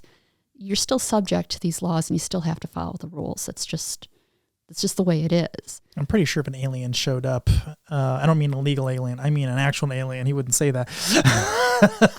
That is probably correct, and I'm pretty sure that was hyperbole. But the point is, it doesn't matter what you're a citizen of, you're still subject to the laws of, even if you think the law is stupid, it doesn't matter. And I really desperately don't want any of my citizens, any of my subjects. I don't want them to get in trouble, and I want them to, I just want everyone to be safe. I just want everyone to see, but why would they join? Like they say that they support free speech. They say they support all of the ideals. They're all on board. Why would they willingly offer to become citizens of another country if they didn't believe in, if they didn't like countries? If I was trying, well, I don't necessarily think that those two things are true necessarily. So first of all, they're anti-government extremists, but not necessarily all governments. They believe that the United States should have been a common law, not an admiralty law or a maritime law. And there's a bunch of reasons they believe that, but effectively, if that is true, then they're basically saying that all law is illegal law because it is not laws that were made by the United States. It was made by a foreign invader. Effectively, the United States has been invaded, and they don't believe that, they believe they're a sovereign. They think that they're independent of foreign law. However, that doesn't mean that they wouldn't join a country or go somewhere else or do something to become a member of some law that they believed in. So in that sense, maybe that's why they're flocking. Yeah, maybe, because if they feel like there are more and more laws are encroaching on them and none of those laws applied to them in the beginning, in the first place, they don't believe in any of them, then it would make sense that you might be more attracted to a country with less laws or, more laws that looked and reflected their values. Yeah, I can see that. I also know, though, that there's things I don't believe in that I do anyway to get along. Mm-hmm. I don't eat meat on Fridays during Lent because my son is in Catholic school. So to make things better at home, I participate, and I don't know if that sounds bad. Does that sound bad that I'm in favor of just kind of getting along on things that don't have to be, it's just not the hill I want to die on. Well, that's why they made you the queen, because you could stop these wars from happening before they even start. And the ones that were ongoing can stop those too. So one of the things I've noticed that was kind of interesting out of doing this research was a lot of the sovereign citizens end up suing the states that they belong to, whether California or Texas or wherever they're at, Chicago. Chicago's not a state. I don't know. Why Should be. That should be.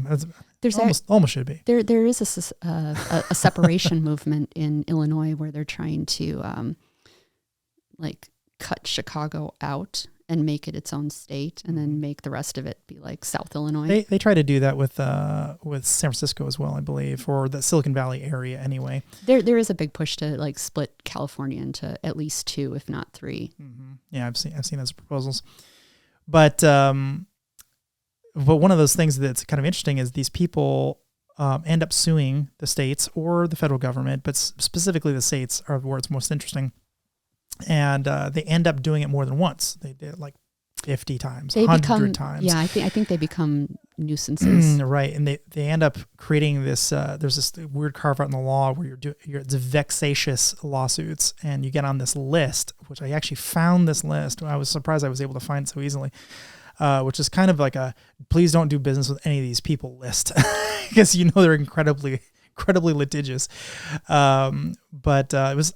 It was in California's case, I think it was 64 pages, and they've only had this list for a couple of years. I think it's in 2019 or something. And 64 pages of fine print. And this, apparently there's a lot of people doing this. And, there are a lot. There's have you got into the sovereign citizen section of the web? I don't hang out there, but I visit lots of places. It exists. Mm-hmm. And they're very serious. And I think their numbers are growing because there are a lot of disaffected people. Mm-hmm. Well, I think it all falls under this class of what's called pseudo law as opposed to adjudicated law. And the problem with that pseudo law is you will end up in jail. You will get fined out of existence or end up in jail. It's designed to protect itself. The law is. So as much as I wish that you could, by force of will or force of logic, undo some of those laws that you disagree with, I think your likelihood of succeeding is perilously thin. maybe never zero, but I'm sure occasionally somebody will have the incredibly good logic and sway the judge in one direction or another, but that I just don't think it's worth it. I think it ultimately creates more problems for you than it solves, and just pay your ticket and go on. And then you end up on a list. Mm-hmm, you do. And then you're getting strip searched at the airport, and it's no fun. Yeah, I have friends getting that anyway, so I don't know. Yeah, well, those guys are about as close as it gets to sovereign citizens too, so maybe they deserve it. But so let's talk about microstates versus micronations. So the microstate is effectively an actual recognized functioning state that is teeny tiny versus a micronation, which is, purportedly self-declared. Mm-hmm. I'd just like to add the caveat, I did not declare Ladonia sovereigns, therefore the whole self-declared thing prickles me a little bit. Oh, interesting. Well, I didn't. I wasn't the founder. It's but that's actually very interesting.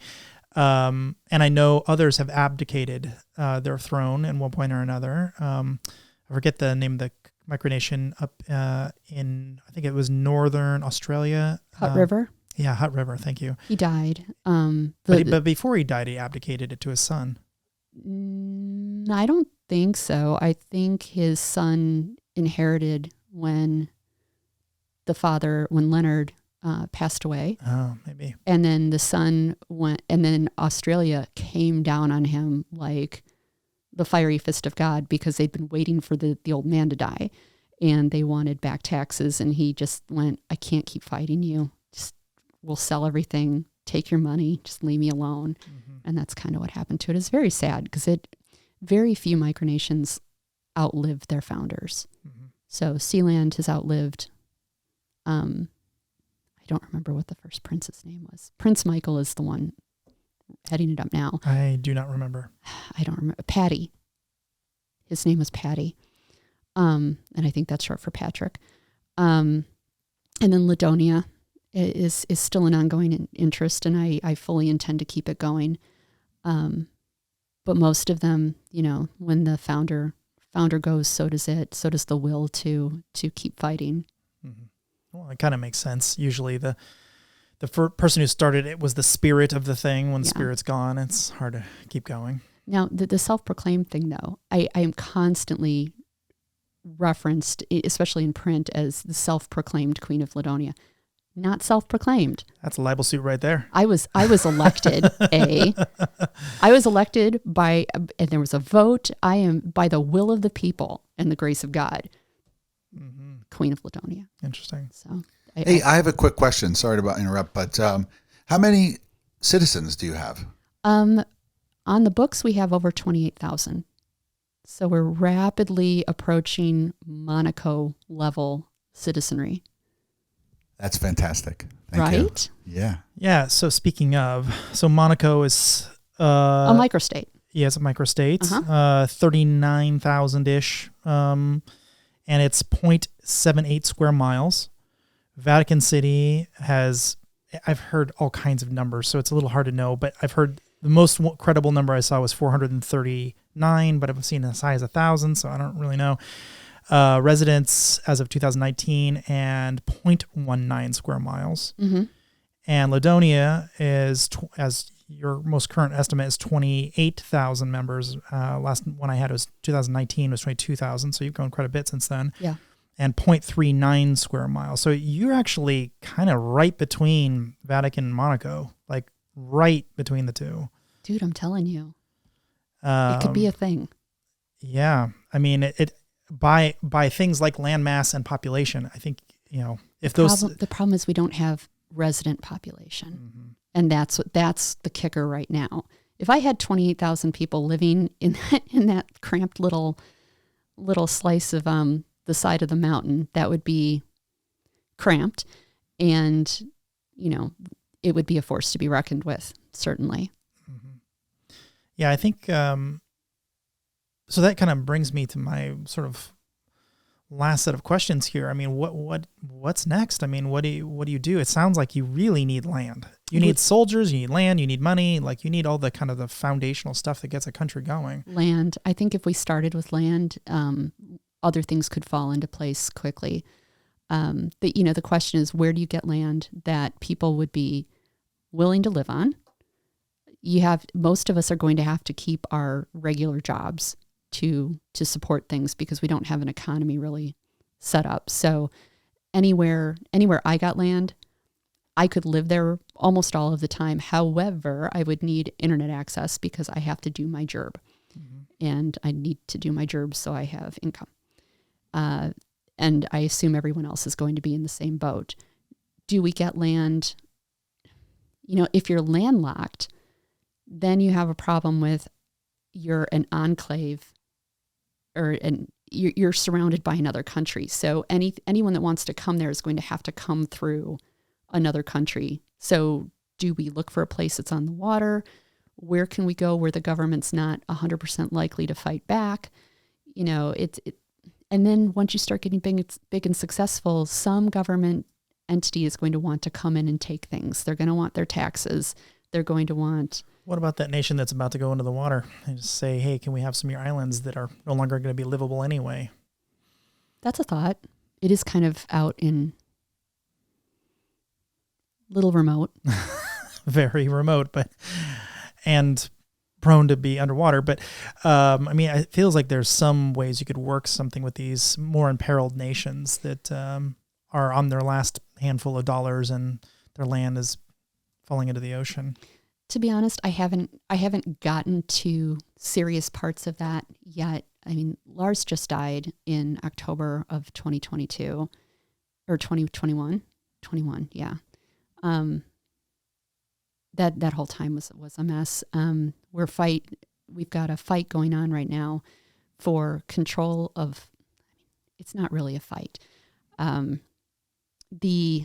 His will did not leave Ladonia or Nimis to anyone specifically. It was explicitly not mentioned in the will, but his surviving girlfriend and the estate believe that Ladonia is an artwork, a finite artwork that falls within the copyright that was inherited by the estate.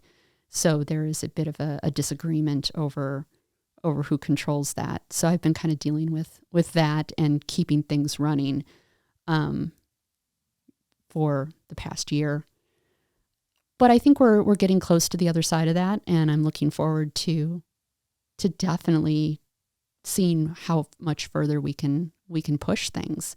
So I'm totally open to reaching out to other governments. I think I just wanted to make sure that I had a secure footing, just a secure foundation to stand on, and that someone wasn't going to come rip the carpet out from under me before,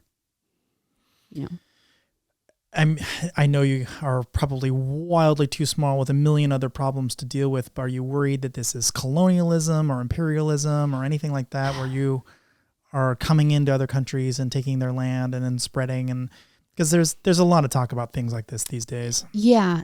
And that's come up. I know that anytime we're written about, like in the press in Africa specifically, someone will make a comment about how these are white people hobbies, and just kind of really horrible things that they say. And I don't have a good answer for that. It's, we definitely have the luxury of exploring these ideas. I have no intention of just going in and taking over some country because, taking land away from anyone. That's a nice thing about Ladonia. The land that we have right now is it wasn't anyone's land to begin with. Like, no one was living there. We didn't displace anyone. We didn't kick down the door and say, hey, this is ours now. I would never want to do that. If we bought the land, that's different. People would come because they wanted to come. I desperately do not want to be seen as a colonizer, an imperialist maybe, but not a colonizer. That to me implies, you think you're better and smarter than the people that already lived there. I would not want to take anything away from someone who already lived there, unless, like in Pitcairn Island, we coerce them we sweet talk them with drugs or chocolates or whatever it is they want into voting us in. But I would want it to be democratic. I wouldn't want it to be, drug-induced democracy. I heard they like their Vicodin. That's funny. Old people, that is. So any future projects on the horizon for Ladonia? We've got a lot of things in the queue. So we're hosting the Microcon, like I said. When and where again? Joliet, Illinois. Okay. It's July 1st, but the festivities start June 29th. And can anyone go, or do you have to be part of a Micronation? Or you can come. Anyone can come. Anyone can come. So if you want a white tie and tiara, Saturday night, July 1st, you can sign up. We've got a party-only pass. Uh-huh. Is there a website for this? Yeah, microcon2023.com. There is. Yeah. Excellent. So good times. It's going to be fun. Melosi is going to be there. They're in Nevada. You've probably heard of them. Mm-hmm. West Arctica is going to be there. Flandrensis, I think, is sending, I'm pretty sure they're sending someone. There's a lot of, I think we've got 25 Micronations now coming to the Chicago event. Mm-hmm. And then we're going to have sporting events, feats of strength, so you can win glory for your nation. Mm-hmm. And there's going to be a bowling tournament. So that sounds fun. It's a good time. So we've got that. We've got stamp designs and production pending. We've got coins that are going to be minted. We're thinking about national ID cards, postcards, T-shirts, all that good stuff. and we were talking to someone about sending up a nano payload on a shuttle to the space station for scientific experiments, but that requires a substantial amount of donations. So I do have the not-for-profit set up. We've applied for federal 501c3 status. That's pending. I want to see how far we can make it go. This is all about pushing the boundaries and checking to see, because everything seems so arbitrary, it seems like we just need to keep going until everyone acknowledges that, yeah, they were real all along. It's cool. Because I feel like that's kind of it. Something that's just been around for so long and it's been that way forever, then everyone's just like, oh yeah, that's legit. It's not new anymore. It's always been there. So perhaps so. So how do people find you and Ladonia? And Ladonia.org or any permutation thereof, because I did get all the domains. We've got a website. We've got a Wikipedia, several Wikipedia articles. That's the best way to go about getting a hold of us. That's also where you can apply for citizenship if you're so inclined, or donate for a title of nobility if you are also so inclined. Okay. How much does it cost for citizenship, out of curiosity? Citizenship is free. Oh, great. Yeah, I really want to make the playing field, the entry, bar to entry. Yeah. I haven't eaten all day. I'm tired. I'm sorry. I want to make it easy for anyone to participate. So just don't lie on your application. I swear, I'm getting tired of people that are lying on their applications. A lot of times it's kids, and it's like, I just found there was a kid who applied he was in England, I think. So when we're doing the background check, I found he was on the 4th grade honor roll in 2021. I'm like, you are not 25, my friend. He goes, well, you don't know that. I'm like, send me a copy, a picture of your driver's license. Feel free to blot out, important things. He goes, all right, you got me. I'm not 25. He goes, well, so what do I have to be to be a citizen? I'm like, you have to be honest. Yep. And I stopped. Try again some other time, friend. Love it. Well, Carolyn, it's been wonderful to have you. Thank you so much. It's been fun. I don't get to talk about this a lot. So well, I'm glad you came down. This is awesome. Thank you so much. Thank you.